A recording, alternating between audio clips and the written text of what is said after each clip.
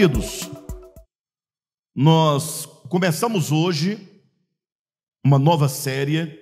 Já havia um bom tempo que nós não trabalhávamos com séries de mensagens, não é? Uma série quer dizer que nós pegamos um tema, esse tema é abordado em 2, 3, 4 semanas, tantas semanas forem necessárias para abarcarmos todo o assunto. E dessa vez o Senhor nos convida a refletir, nos convida a considerar, o Senhor nos convida a compreender o amor de Deus. Por isso o tema da série é Mensagens sobre o Amor.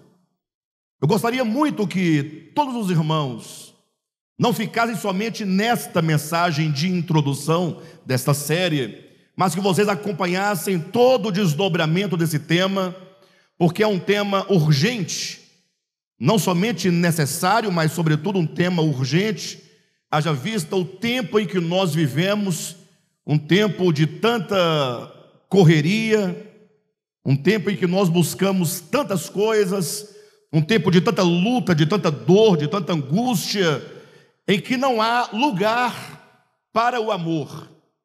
Fala-se do amor, mas quando se fala do amor, se fala em outro sentido, em outros contextos, e é certo que, mais do que nunca, nós precisamos conhecer aquele de quem é dito: Deus é amor. Precisamos nós conhecer melhor aquele de quem é dito, que sendo Deus o amor, é dito que o amor cobre multidões de pecados. Então, num tempo difícil em que nós estamos vivendo, não há nenhum outro lugar em que nos ancorar, em que nos sustentar, em que nos esconder, senão a sombra do amor de Deus. Então, todos vocês são convidados a pensarem conosco esse tema, a refletirem conosco. Hoje apenas uma mensagem breve, uma mensagem geral, uma mensagem de introdução. E eu gostaria de começar, portanto, trazendo uma pergunta retórica. Ou seja, eu pergunto, mas você não precisa responder para mim em voz alta, não precisa se pôr de pé. Basta que você ouça a pergunta e você reflita sobre a pergunta e procure, não imediatamente, mas dê tempo para você pensar a resposta, que você responda para si mesmo. Veja, nós somos ávidos e nós nos lançamos e buscamos muitas coisas, sim ou não?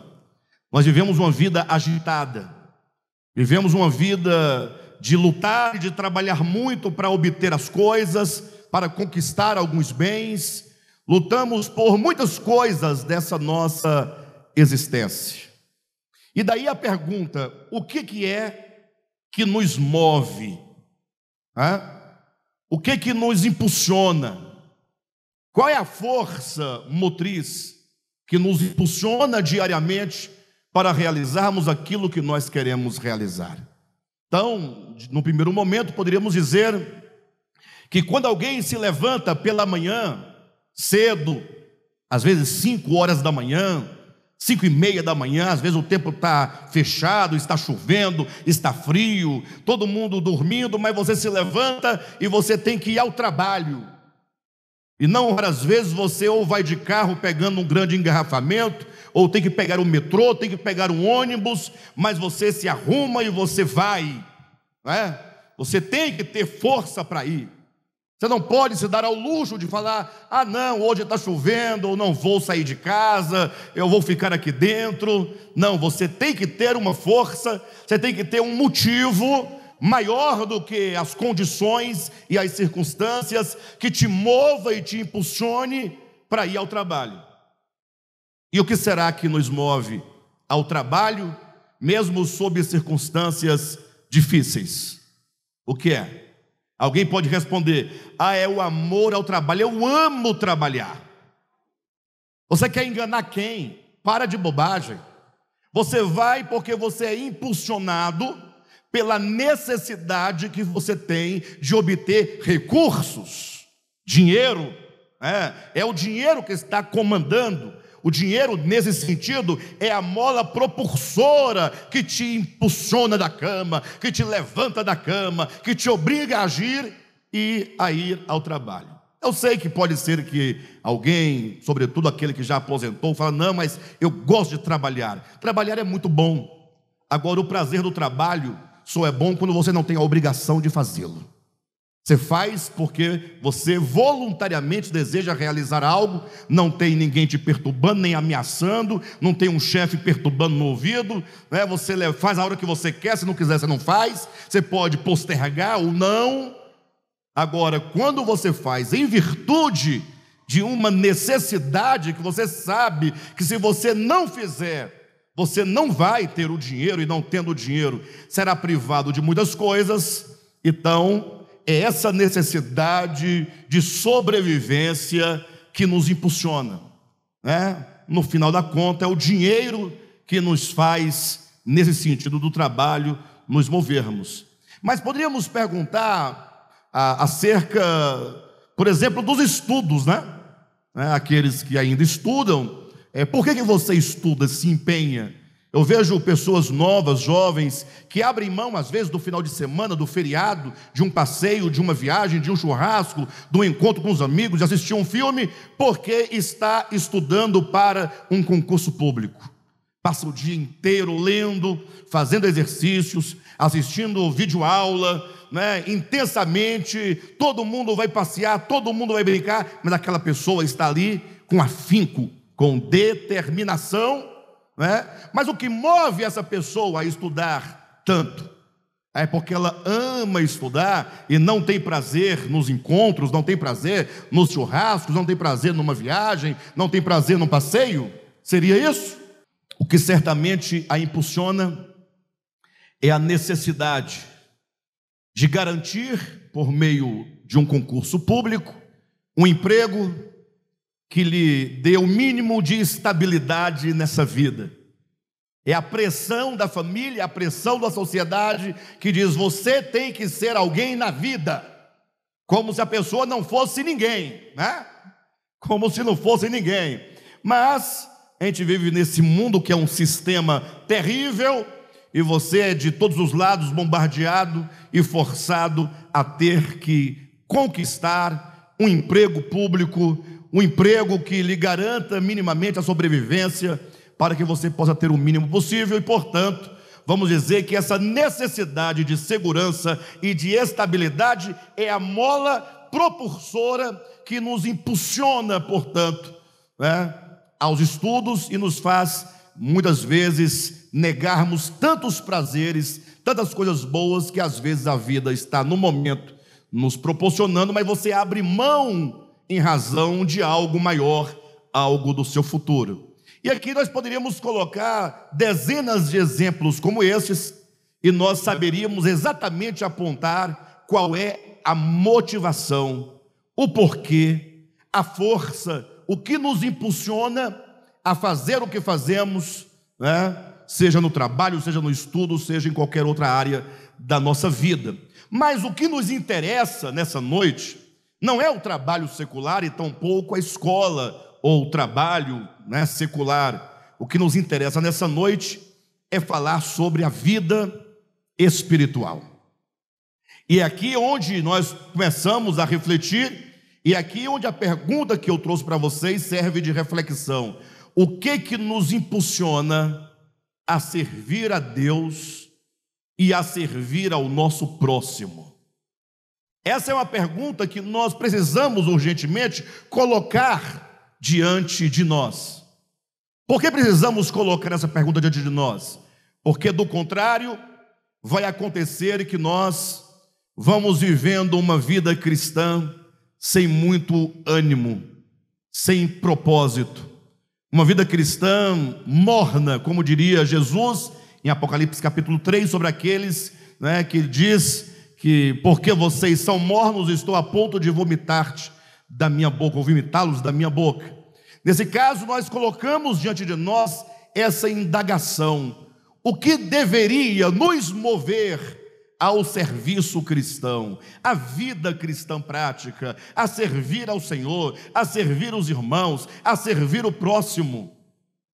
E agora nós entramos aqui num terreno um tanto problemático, uma vez que, infelizmente, nós vamos encontrar uma série de liquidações em muitas das igrejas evangélicas, dando alguma razão para você servir a Deus. Eles dizem: olha, se você servir a Deus, se você realizar isso ou aquilo outro para Deus, Deus vai te abençoar. Quem já ouviu isso aqui? Deus vai te abençoar com uma casa própria, Ele vai te abençoar com um carro novo, Ele vai te abençoar com um emprego, Ele vai te abençoar com um casamento, Ele vai te abençoar com um corpo sadio. Você não vai sofrer, você não vai ter problemas, você não vai ter dificuldade, porque Deus vai te dar tudo do bom e do melhor. E aí multidões são arrastadas por essas liquidações da fé, de maneira então que agora o que as impulsiona, o que faz com que os templos estejam lotados e cheios, é exatamente talvez a mesma motivação e a mesma razão daquilo que dissemos agora sobre o trabalho secular, sobre o estudo secular, né? E enfim, ou seja, não raras vezes as pessoas são motivadas por questões terrenas, são motivadas a servirem, né, entre aspas, a Deus, em razão de uma troca. Ou seja, o que Deus pode me dar para que eu possa servi-lo? Agora imaginem vocês que há ainda aqueles que supostamente servem ao Senhor e supostamente estariam a servir também ao seu próximo, com medo do inferno, com medo do demônio, com medo da pena eterna, e também na troca e no desejo de morar depois da sua morte numa mansão de ouro. Ora, eu quero dizer que todas essas razões são razões profanas, e elas não são suficientes para conduzir nenhuma pessoa a um serviço a Deus genuíno do coração. Ou seja, o que nós precisamos, e esse é o nosso grande desafio, é resgatar o verdadeiro sentimento, a verdadeira motivação, a verdadeira força para servir a Deus, que nos dias de hoje está extinto. E certamente aquilo que deve nos inspirar, aquilo que deve nos impulsionar, aquilo que deve ser a força propulsora dentro de nós, que nos leva a servir a Deus, deve ser o reconhecimento, ou que seja o conhecimento e o reconhecimento do amor de Deus por nós. O texto que nós lemos aqui no início dessa reunião, se vocês quiserem abrir, 2 Coríntios, no capítulo 5, a partir do versículo 14, diz assim no versículo 14: pois o amor de Cristo nos constrange. Ora, veja só as palavras do apóstolo Paulo.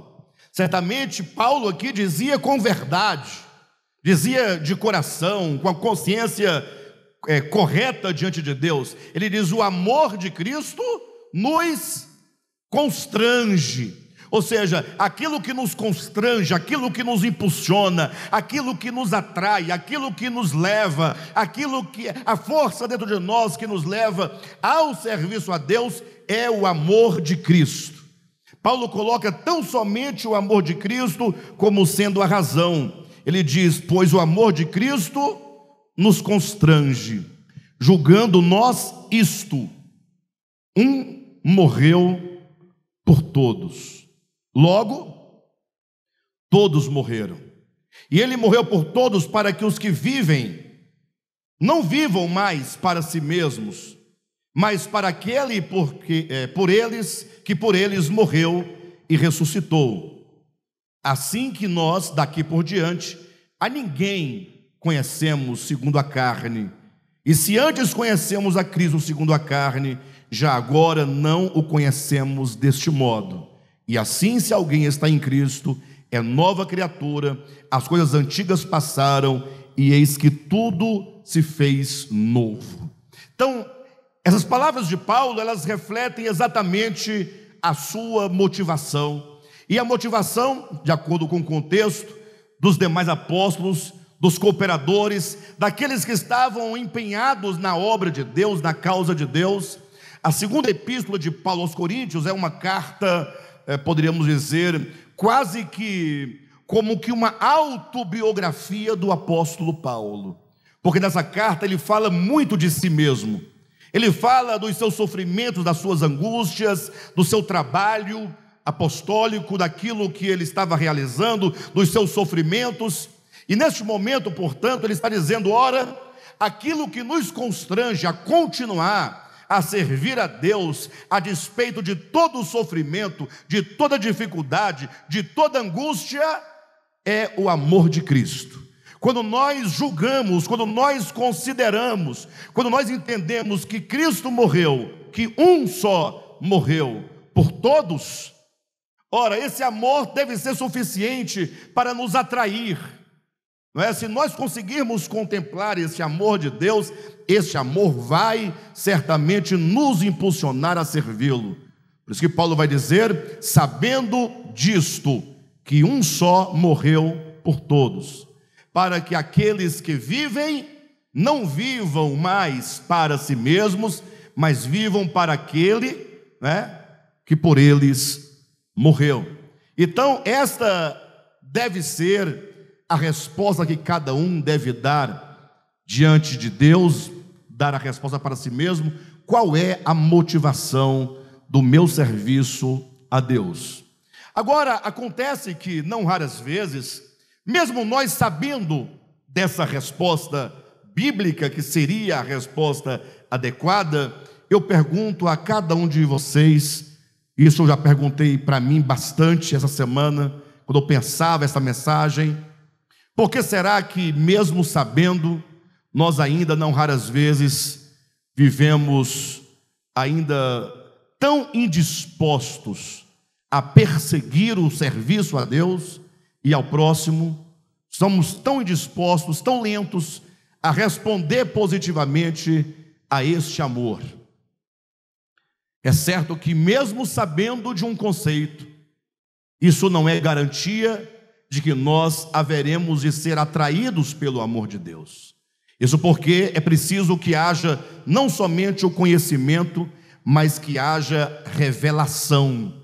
Ou seja, somente quando o Espírito Santo nos revela no nosso íntimo esta verdade tão maravilhosa, é que então nós podemos agora senti-la e podemos responder a isto positivamente.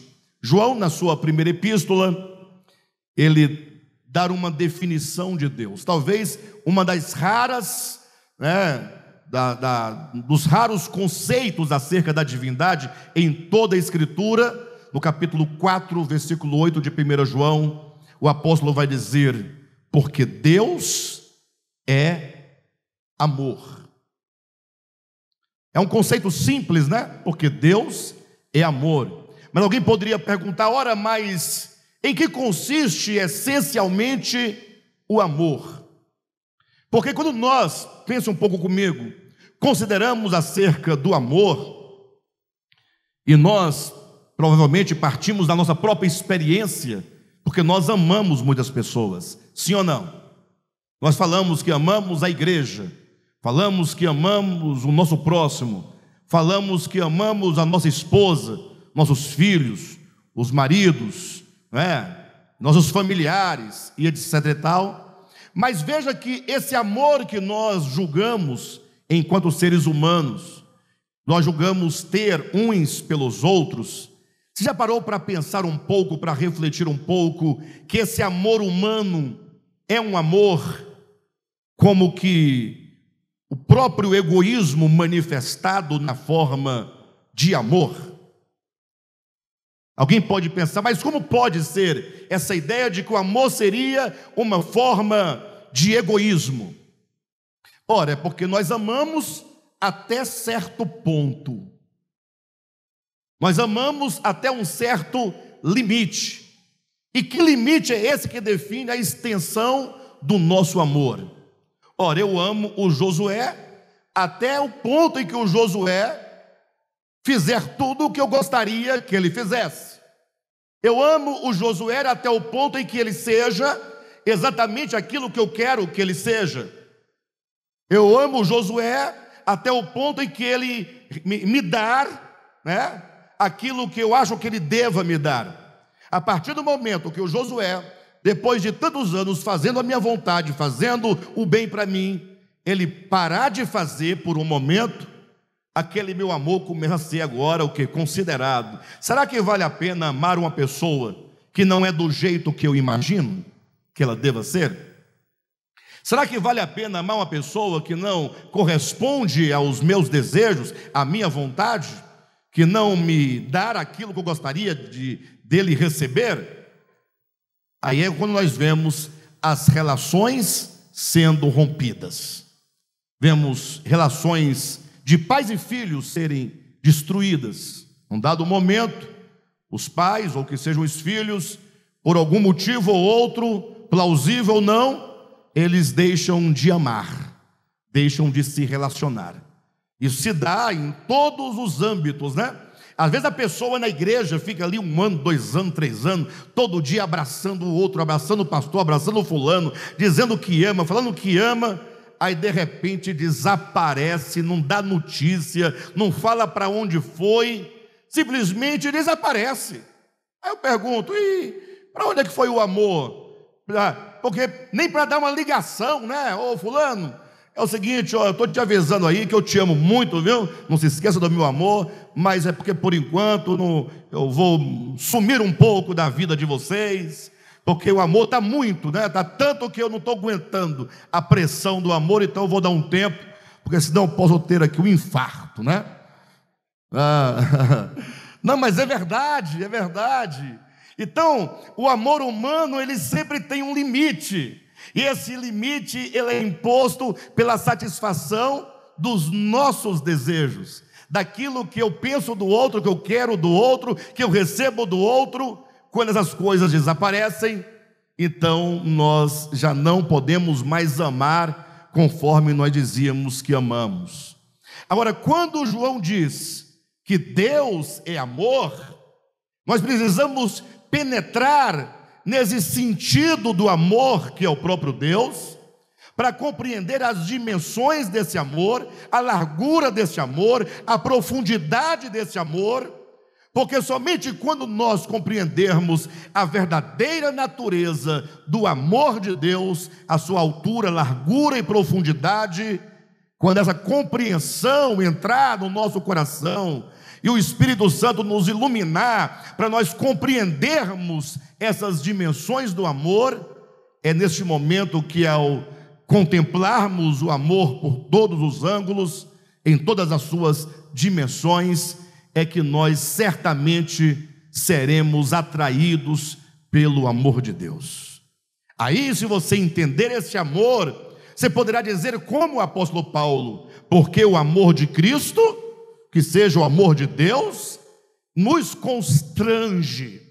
Alguém que vive para Deus, alguém que serve a Deus, alguém que procura sempre colocar a sua vida em harmonia com Deus, não movido pelo medo, não movido pela ganância, não movido pela troca, pela barganha, mas tão somente porque a sua vida não teria sentido se não for para servir aquele que nos ama incondicionalmente.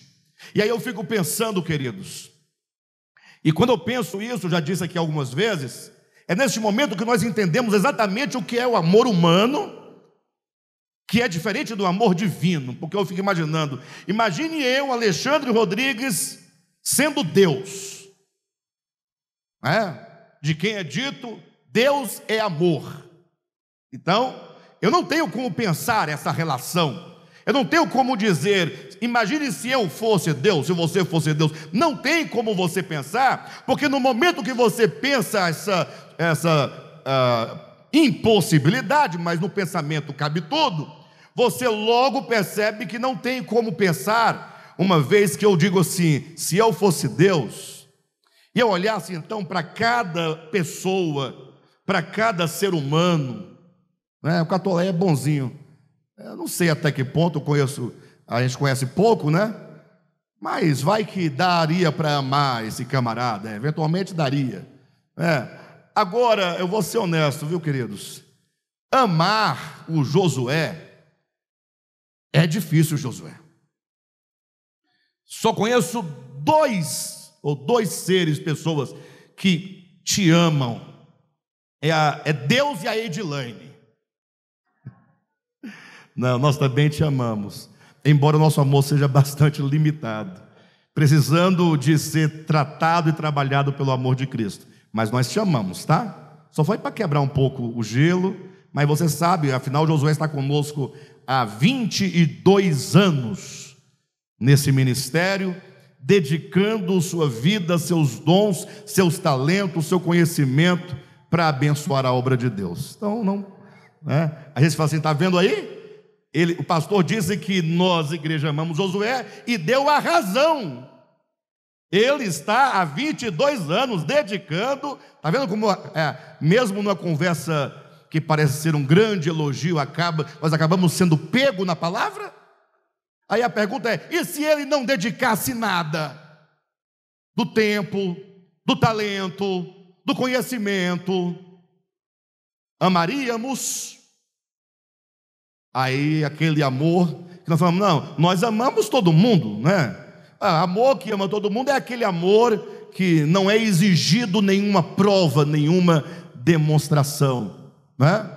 Mas o fato é que quando alguém diz, se eu fosse Deus, como eu trataria a humanidade? Como eu trataria os homens? Imagina só que, na melhor das hipóteses, nós faríamos uma seleção de quem merece e de quem não merece. Na melhor das hipóteses diríamos, não, eu sou Deus, sou bondoso, porém, tem um grupinho aí que não merece as minhas benesses, né? Ou seja, você quer ir por aí? Então dane-se, você vai, né, se acabar todinho. Mas, como diz a Escritura, palavras do próprio Jesus, o Pai Celestial é aquele que dá a sua chuva a maus e bons. E olha que essa separação maus e bons, ela se restringe ao âmbito da linguagem humana, porque não tem como você falar de outra forma. Mas quando Deus dá a sua chuva, Ele dá aos homens. Não há o critério de quem merece a chuva e de quem não merece a chuva. E Deus dá o seu sol para justos e injustos. Ou seja, o Pai nos ama incondicionalmente. Então, quando nós dizemos, se eu fosse Deus, se fulano fosse Deus, nós faríamos minimamente uma separação, uma seleção daqueles que merecem e daqueles que não merecem. E na maioria das vezes, mesmo sobre aqueles que nós dizemos que merecem, o nosso amor é, como diz o apóstolo João, é um amor de palavra, é um amor de língua, de conversa fiada, de fala. Porque dizer eu te amo é uma coisa fácil, é uma coisa simples. Daí nós percebemos que o amor, sem uma ação, ele é pelo menos suspeito. Por isso eu quero convidar vocês a pensarem comigo essa noite sobre o amor de Deus. O amor de Deus que sempre quando é dito e mostrado nas Escrituras, vem acompanhado de uma ação.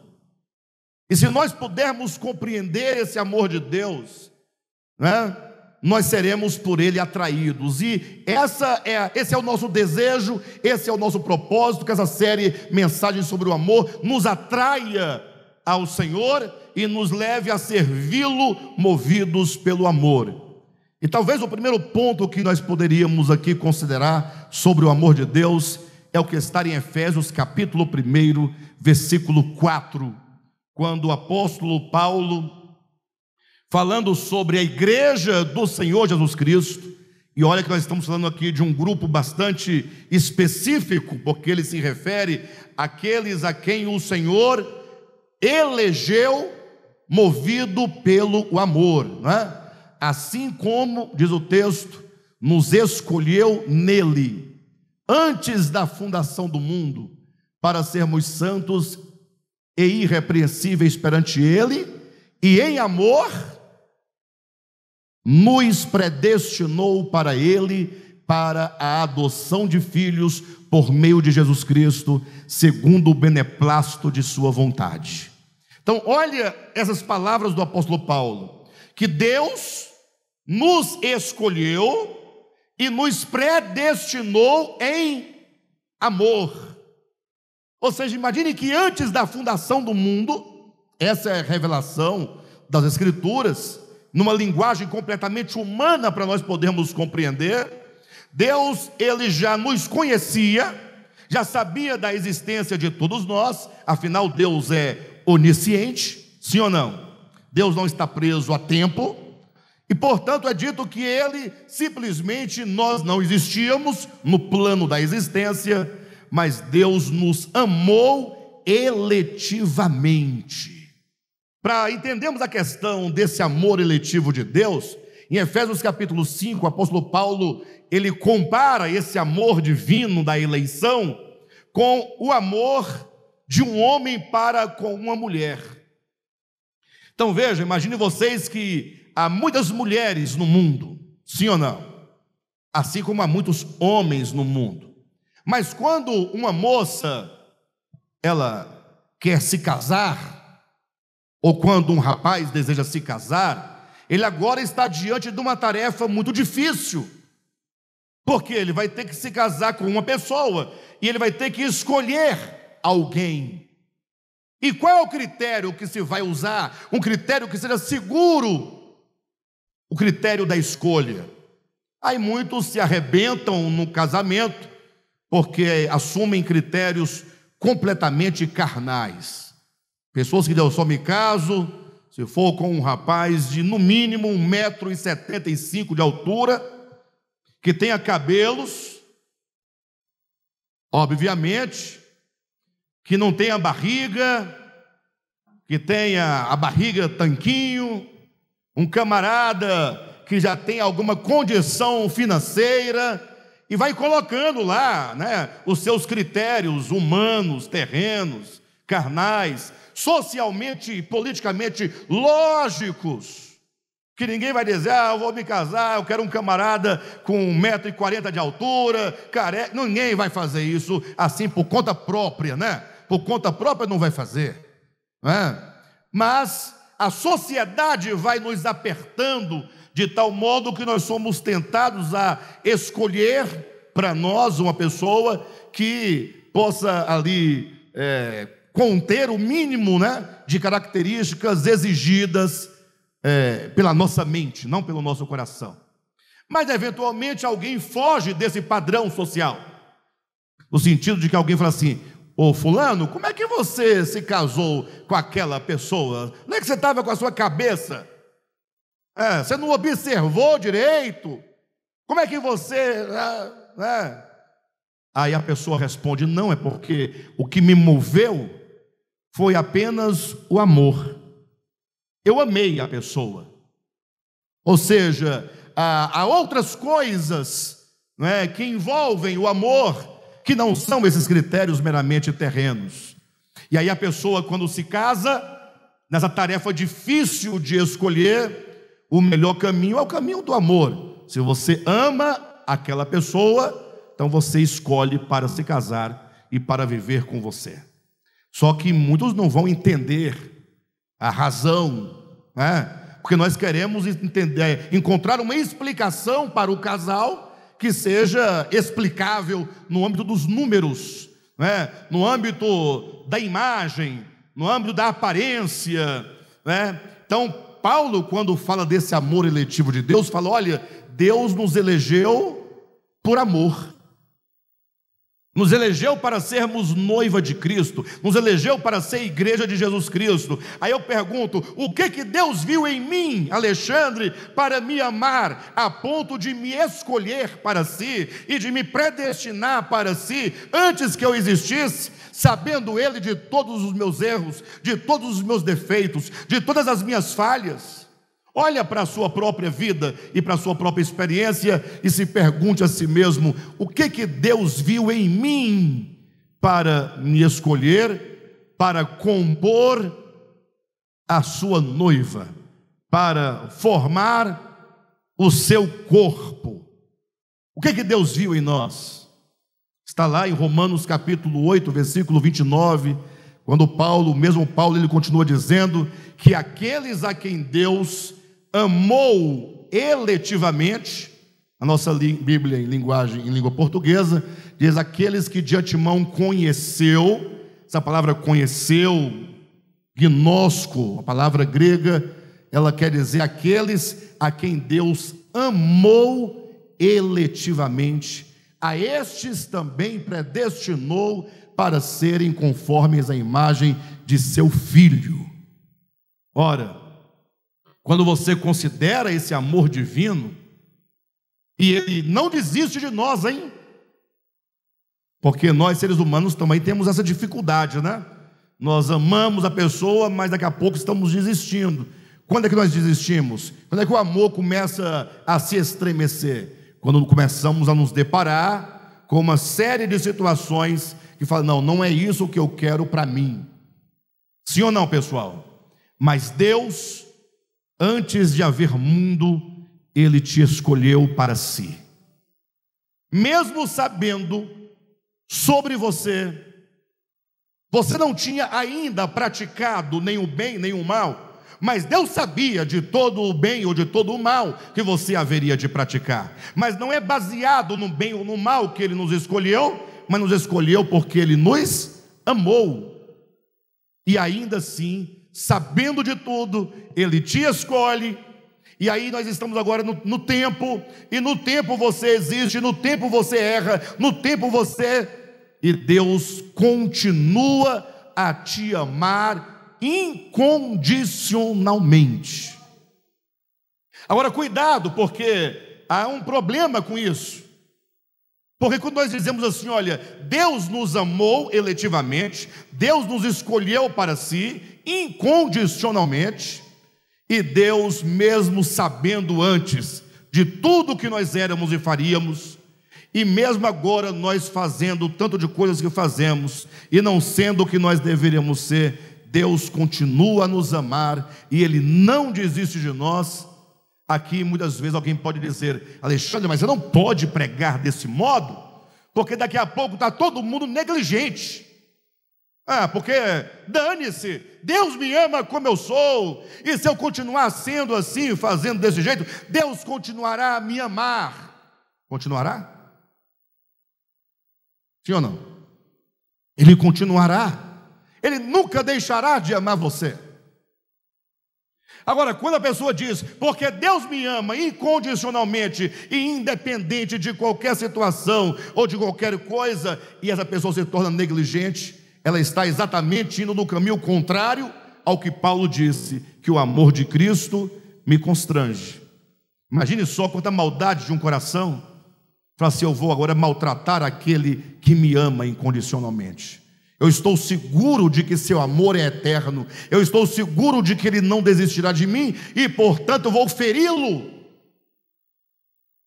Não raras vezes acontece isso, mas o fato é que nós precisamos considerar esse amor de Deus e falar, Senhor, eu quero ser atraído pelo seu amor. Esse amor deve nos constranger, não a nos afastar, mas pelo contrário, a nos aproximar mais e mais de Deus. Então a Escritura coloca nesse primeiro plano todos aqueles a quem Deus amou eletivamente para fazerem parte da sua igreja. A igreja do Senhor, entenda a igreja, não denominação, entenda a igreja, não instituição, não, mas igreja é o corpo místico de Cristo, que até hoje nós não sabemos exatamente quem é. Olha, não sabemos? Eu pensava que aqui era a igreja. Não, aqui é um lugar em que nós, que nos entendemos como igreja, nos reunimos. Quem está me entendendo? Mas pode ter uma pancada aqui dentro que não faz parte da igreja absolutamente, ou não? E aí você pode, inclusive, fazer essa aferição interior, né? E não é só aqui, em todos os lugares, todas as igrejas institucionais acontece o mesmo, porque a igreja do Senhor, ela há de se manifestar ainda como tal, ela ainda vai se manifestar, né? Então, cada um sabe de si, cada um tem o testemunho do Espírito Santo dentro do seu coração. Mas o fato é que nesse primeiro momento o apóstolo Paulo coloca que Deus, porque nos ama, Ele nos escolhe. Porque nos ama, Ele nos elege. Ou seja, o amor de Deus tem sempre uma ação. Não é Deus dizendo, olha, eu amo vocês, vocês são uma maravilha para mim, eu amo demais vocês. Não, Deus, porque nos amou relativamente, Ele falou assim, você está selado, está marcado para ser constituído o corpo de Cristo. E portanto, fatalmente todos estes constituirão finalmente o corpo de Cristo. Alguém poderia dizer assim, mas espera aí, se Deus ama alguns porque Ele escolheu, e a escolha só faz sentido se alguém ficar de fora, sim ou não?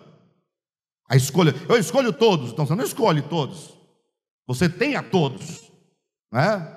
Agora a escolha sempre vai trazer a ideia, né, de um em detrimento de outro.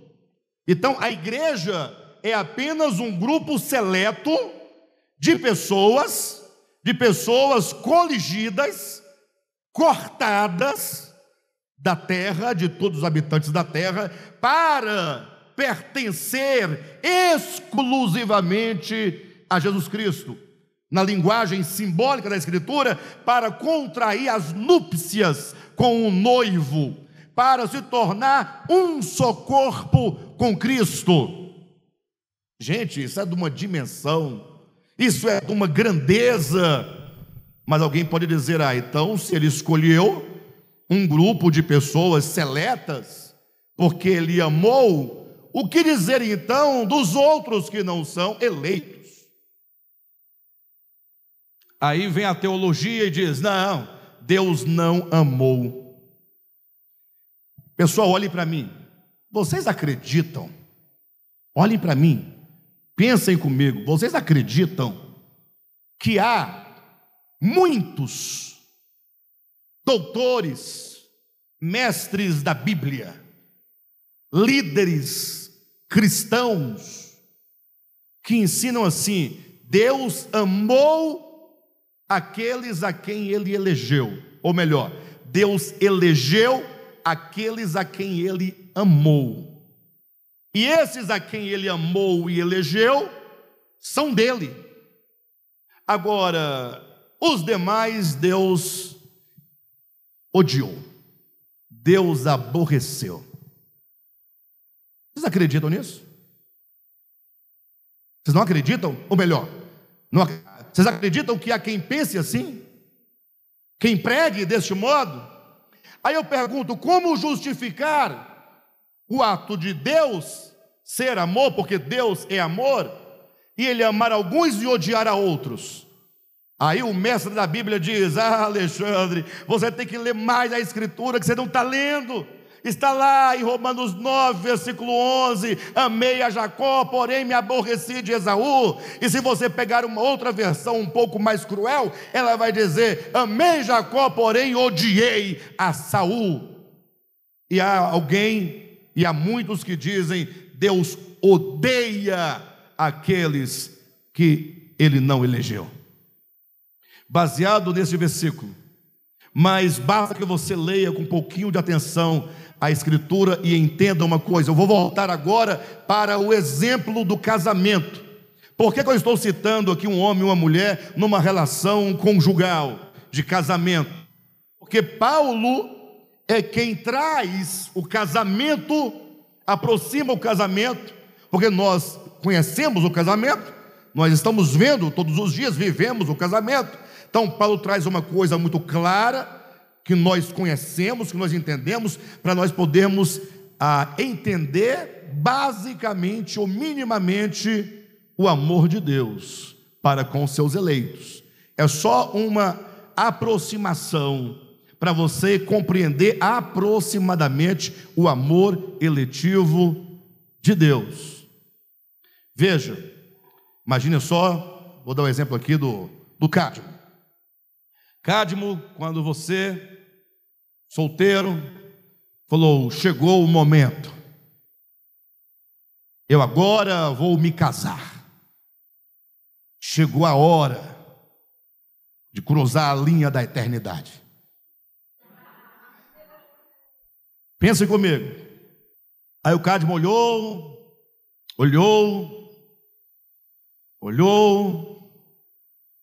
não acontecia nada. Aí vem alguém e fala assim, olha, eu vou te apresentar uma pessoa. Ele olha, não bate, não sinto, não é. Aí um dia, 2 dias, 1 mês, 2 meses, chegou um dia, ele olhou para Cadma. Quando ele olhou para Cadma, ele falou, enfim, esta afinal, não foi assim? A vida do Cadmo mudou a partir do dia que ele conheceu a Cadma. Ele não foi a mesma pessoa. Aí ele pode dizer, eu amei a Cadma. Aí agora alguém diz, e no entanto, e portanto, você deverá aborrecer a todas as demais mulheres. Se você amou a Cadma, para tomá-la como esposa, deverá aborrecer a todas as mulheres. Você não vai sair amando todas as mulheres com um amor eletivo, com o amor eros. O eros é só para Cadma, para ninguém mais. Está claro? Está convencido disso? Pronto. Então você vai ter que, o termo entre aspas, odiar, aborrecer todas as mulheres no que diz respeito a essa união erótica e conjugal. Agora, quanto ao amor fraterno, você deverá amar todas as mulheres, todos os homens, toda a humanidade, toda a criação. Ou seja, quando diz Paulo que Deus amou a Jacó, porém se aborreceu de Esaú, dentro do contexto da predestinação e eleição, ele está dizendo, Deus amou Jacó com um amor eletivo, um amor de predestinação para um propósito específico. E Esaú, quanto ao propósito, Deus não quer a esse propósito. Mas Deus odeia o homem Esaú? Não, absolutamente. Não há homem sobre a terra que Deus não ame.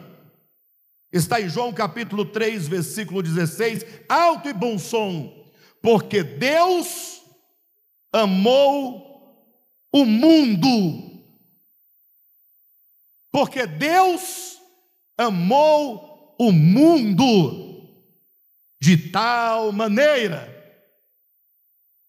Diga amém. Deus amou o mundo de tal maneira, e toda vez que a Bíblia diz que Deus ama, esse amor sempre vem seguido de uma ação.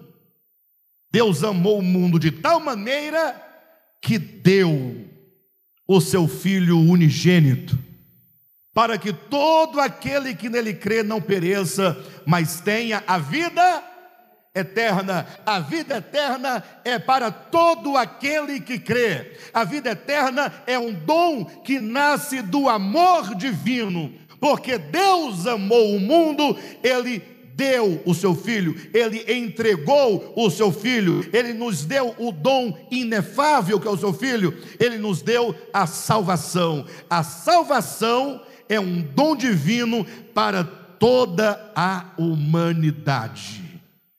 Agora, no âmbito da formação do corpo de Cristo, Ele tem um amor específico. E aí Ele ama aqueles, ou Ele elege aqueles a quem Ele amou para este fim.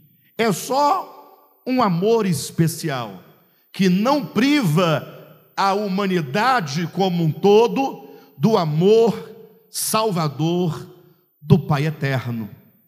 Alguém vai dizer: ah, Alexandre, você sabe muito bem, porque a teologia é terrível, hein? A teologia é terrível. Só um detalhe: cuidado com a teologia. A teologia é como um vendedor de calçados numa loja. A teologia é como um vendedor de calçados. Como é que é o vendedor de calçado? Você entra na loja para comprar um sapato, uma sandália, uma coisa, aí você fica olhando, e eu não sei por qual motivo, geralmente a gente sempre gosta daquele que não tem outro par, só tem um par. E esse par nunca é nosso número. É um número abaixo do nosso. Quem calça 40, só tem um 39. Aí você fala: não vou levar. Aí o vendedor fala: não, cabe, essa aqui é forma grande. Essa forma grande. Aí ele fala: vamos calçar aqui. Aí coloca uma meinha fina no seu pé. E você, quando vai calçar o sapato, vai calçar uma meia mais grossa. Só que ele coloca aquelas meia Kendall, bem fininha, lisinha, para poder entrar suave. Aí ele calça, e ainda se não está entrando, ele pega uma colherzinha e vai forçando. Aí você coloca, ele fala assim: aí, ficou bom ou não ficou? Fica muito bom na hora. Eu quero que você pegue e calce esse sapato e faça uma viagem de ônibus para o Piauí, Brasília, Piauí. 3 dias e 3 noites no ventre do grande ônibus. Eu quero ver. Aí você vai ver começar a incomodar. Então, assim como o vendedor cria um meio de empurrar o sapato, ele faz caber o sapato que você gostou do seu pé. Tem que caber. Aí, na última das hipóteses, se você estiver meio desanimado, você diz: não, mas com o tempo ele relaxa, ele folga. Só falta dizer: não, com o tempo ele cresce. O sapato cresce. Aí você, tonto, vai e compra e leva o sapato, e depois você vai saber o que vai acontecer. Então, por que a teologia é como um vendedor de calçados? Porque ela vai ajustar o texto de um modo para caber naquilo que ele entende e quer que seja. Porque Deus amou o mundo de tal maneira. Não, esse mundo aqui não quer dizer todo mundo. Quer dizer todo mundo. E ainda mais, ele amou o mundo, mas no final é todo aquele que crê. Então, ele amou todo mundo, mas nem todo mundo vai crer. No final vai ser salvo só os que creem. E aí começa. Aí a pessoa não tem muito preparo, não tem experiência, acaba caindo nessa cilada. Mas se você tem dúvida, leia um texto da Bíblia comigo. Abra sua Bíblia em 1 João, capítulo 2. Se você tem dúvida, leia comigo. E ele, está na sua Bíblia, e ele, versículo 2, e ele. Para você saber quem é esse ele, basta recorrer às últimas palavras do versículo 1, quando fala Jesus Cristo, o justo. E ele, referindo-se a Jesus Cristo, o justo. E ele, Jesus Cristo, o justo, é a propiciação pelos nossos pecados. Diga amém. Que maravilha, você sente satisfação? Deus, Jesus Cristo, o justo, é a propiciação pelos nossos pecados. Diga amém. Pelos pecados nossos, da igreja, portanto dos eleitos.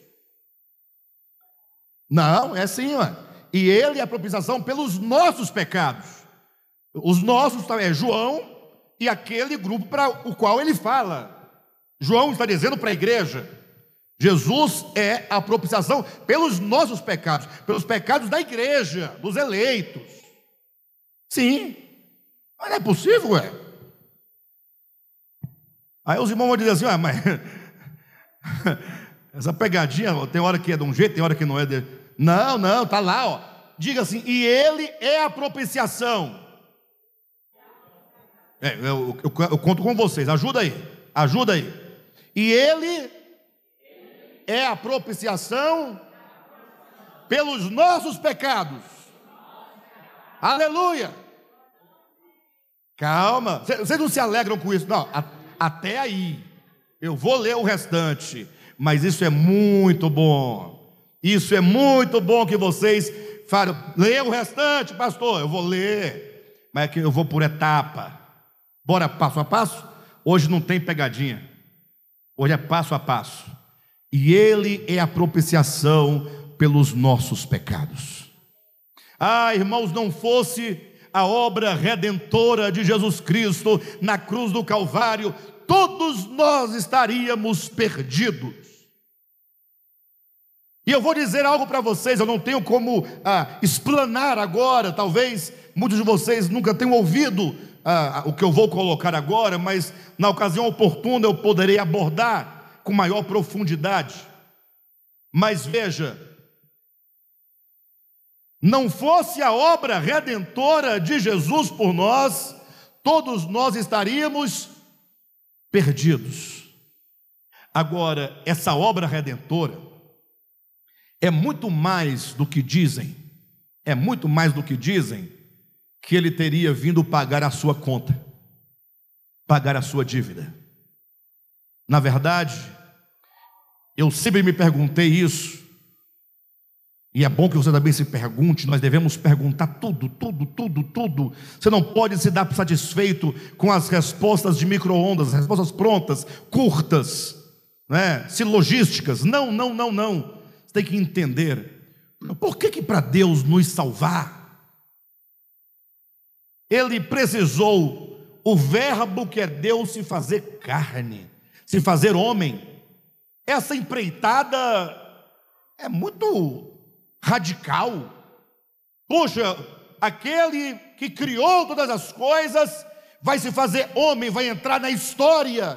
Por que para Deus salvar a humanidade, Deus tem que se fazer homem, tem que se fazer carne? Não tinha um outro meio mais simples, mais fácil, que não implicasse tamanha desonra, tamanha vergonha, tamanha humilhação, Deus ser reconhecido na forma humana? Porque desde que ele se encarnou, toda a sua vida foi em desonra. Na hora de nascer, nem para escolher Paris, Washington, Tóquio, não, vai nascer em Belém da Judeia. E a Bíblia é clara, uma das menores dentre as milhares que havia. É na Corrutela que ele vai nascer. Nem para ter uns pais ricos, abastados, né? Para poder comprar leite Nã. Quando a minha filha nasceu, a Michele, aí a família da mãe, né? Da mulher, que geralmente vem de lá essas coisas, né? Olha, tem que comprar leite para a criança. Falei, vamos comprar agora. Lógico, não é? Na ausência do leite materno, tem que ter o leite. Fui lá, comprei, todo feliz. Vim com leite Itambé. Ótimo, excelente leite Itambé. Quando olharam, não serve. Falei, como é que não serve? Se quando eu era criança não tinha leite de peito e nem de vaca. Não tinha leite nem de saquinho. Eu nunca soube o que é leite ninho. Por que a minha mãe não pode tomar? Tem que ser leite Nã. Eu falei, não, vou comprar o leite Nã. Não sabia nem que era leite Nã. Quando eu vi o preço da lata, meu irmão, Leite não. Aí eu cheguei em casa, com leite também, coloquei na mesa. É este leite aqui. Aí eu não.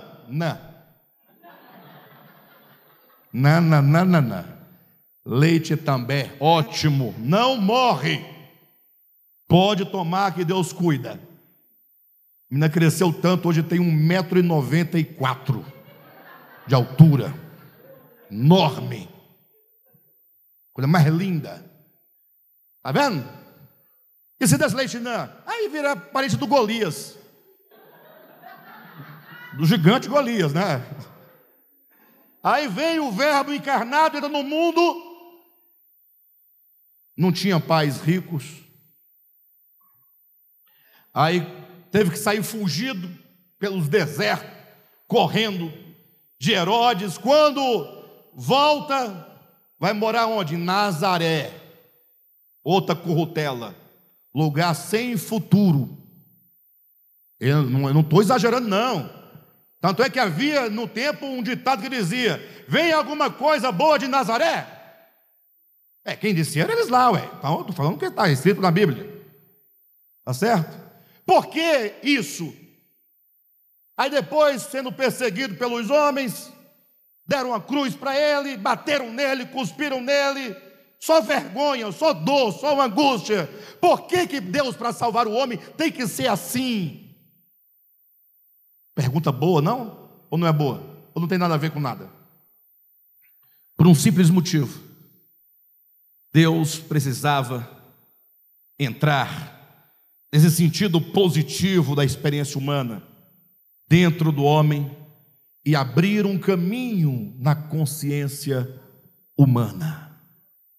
Deus, desde os primeiros dias da existência de Jesus de Nazaré, foi trabalhando aquele homem Jesus e elevando a condição de perfeito, o homem Jesus. Hebreus capítulo 5, versículo 9 diz que por meio dos sofrimentos, Jesus, nos dias da sua carne, aprendeu a obediência pelas coisas que sofreu.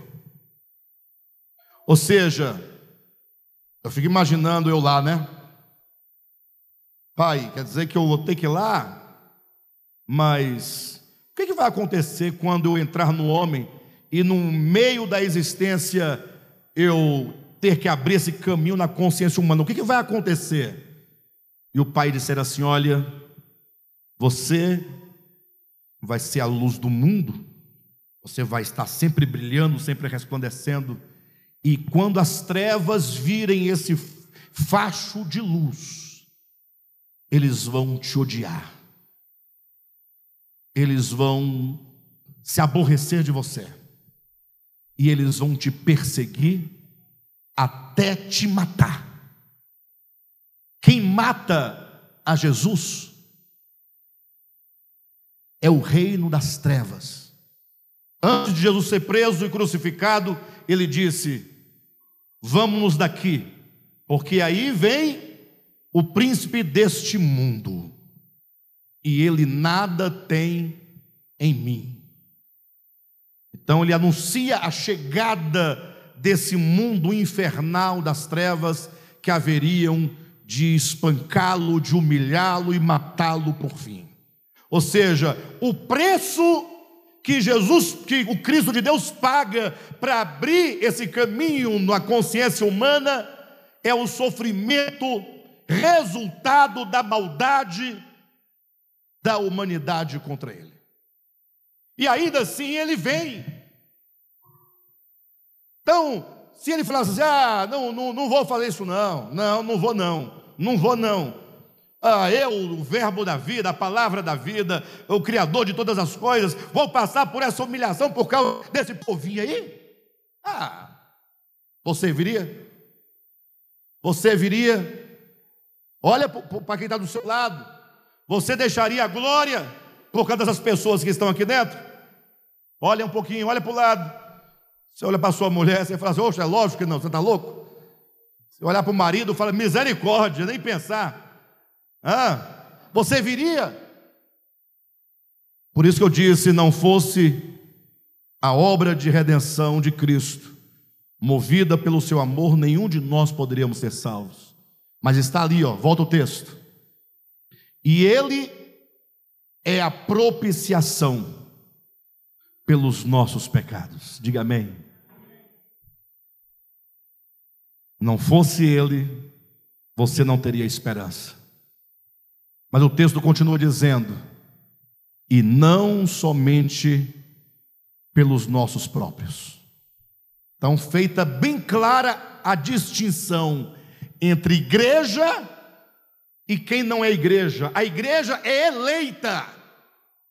A igreja é a somatória de todos os eleitos e predestinados pelo amor eletivo de Deus. Deus, o Cristo é a propiciação pelos nossos pecados, e não somente pelos nossos próprios, mas também, ou mais ainda, vocês não se alegram, não? Ele é a propiciação pelos nossos pecados, mas não é somente pelos nossos, não, os eleitos, não, tá bom? Fique sabendo, e fique sabendo que Cristo é a propiciação pelos pecados da igreja, os seus eleitos, e também pelos pecados do mundo inteiro. O mundo inteiro está debaixo do amor redentor e salvador de Deus. Aí o crente fala assim: pastor, mas assim não tem graça. Não tem graça. Todo mundo debaixo do amor, pensei que era só nós. Outro vai dizer assim: não, mas Deus amou todo mundo.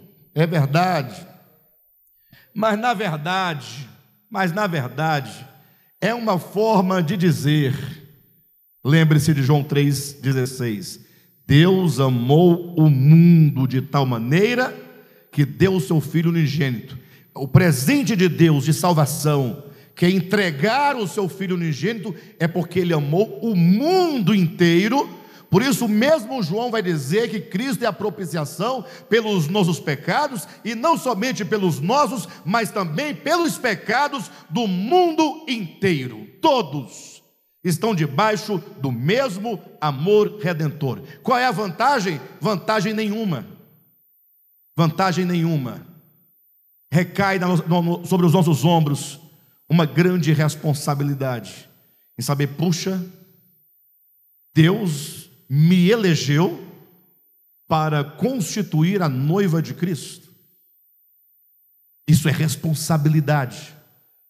Porque já imaginou se nós, como noiva de Cristo, não vivermos adequadamente segundo o amor ao noivo, em fidelidade, em respeito, em serviço? Mas alguém vai dizer: Alexandre, mas o bom mesmo é quando nós nos sentimos salvos e somos salvos, mas tem que ter alguém para pagar o pato. Alguém tem que ser condenado. É porque tal pessoa tem um certo senso de justiça própria, de não reconhecimento acerca da natureza da salvação. Por que alguém quer que tenha um queimando no inferno? Ora, porque se não tiver ninguém queimando no inferno, vão perguntar: então, porque não valeu a pena o meu esforço, não valeu a pena o meu serviço, não valeu a pena o meu jejum, não valeu a pena o meu dízimo, não valeu a pena eu não beber cerveja. Eu queria, até que queria, mas eu tive que parar, porque senão não vai. Então, aí o outro que está tomando também vai. Aí agora, fica lá no céu com raiva. Eu devia ter tomado também.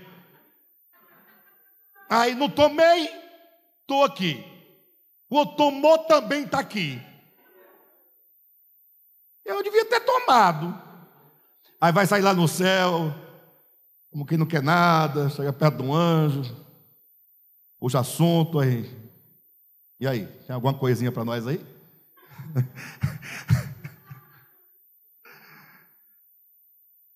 Gente, quando você pensa que tem que ter alguém pagando ou no lago de fogo sofrendo, para justificar a sua salvação, é porque você confere a salvação aos seus méritos.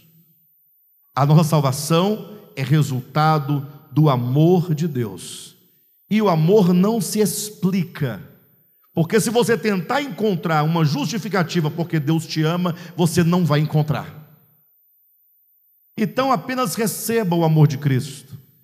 Receba esse amor, seja grato. Fala: Senhor, eu quero ser atraído por este amor. E para nós podermos encerrar, vamos ler o último texto, que está em Romanos capítulo 8.